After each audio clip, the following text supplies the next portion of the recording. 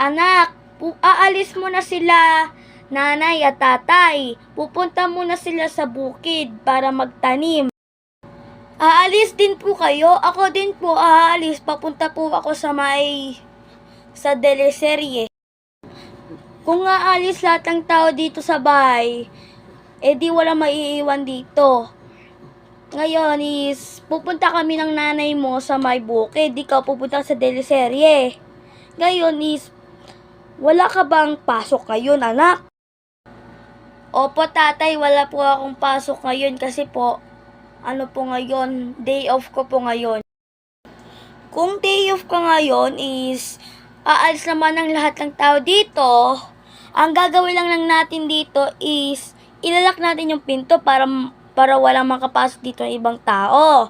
At saka pagkatapos mo pumunta sa iyong pupuntahan, pumunta ka din sa bukid at may ibibigay ako sa iyo.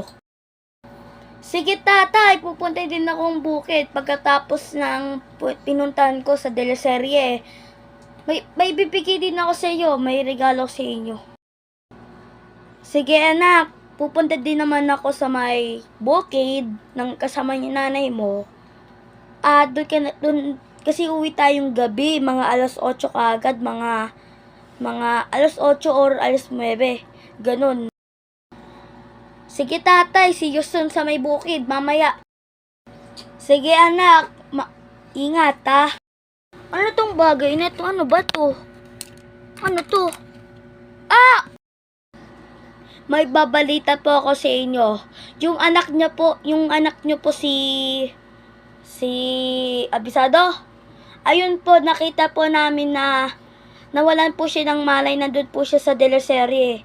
Papunta na po siyang teleserye, kaso lang po, bigla po siyang nabuwal, nakita ko po sa may teleserye. Gusto niya pupuntahan po natin.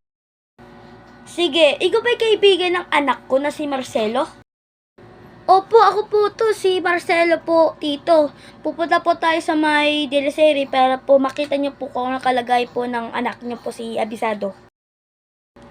Sige, punta tayo doon. Anak, ba't ka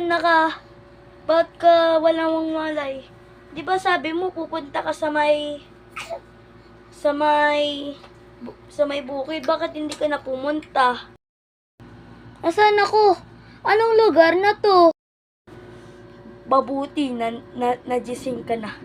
Nandito ka ngayon sa The Regards. Nasa The Regards ako? Paano mo nakapunta dito? Nagsasakyan papunta dito eh. Lugar to ng mga mga Regards Hindi to basta-basta Regards lang ang mga tao dito, kundi itong isang lugar na to, ang The Regards, ay isang superhero place na pangarap din mag swordsman. Nandito ka kasi pangarap mo maging swordsman, kaya nandito ka ngayon sa The Regards. Paano mo nalaman na gusto ko maging swordsman? Di ba sabi ko sa iyo, ayoko maging swordsman? Ay alam ko na. Alam mo siguro yung sikreto ko na maging maging swordsman. Oo, totoo yan. Gusto mo yung maging swordsman. Pangarap mo palaging maging swordsman. Ngayon, kasali ka na sa swordsman. Hala, totoo ba? Kasali na ako sa swordsman? Oo. Yay! Kasali na ako sa swordsman. Ito na ang iyong espada. Ito na oh. Bibigyan ko sa'yo. Yes! Ito na yung espada ko.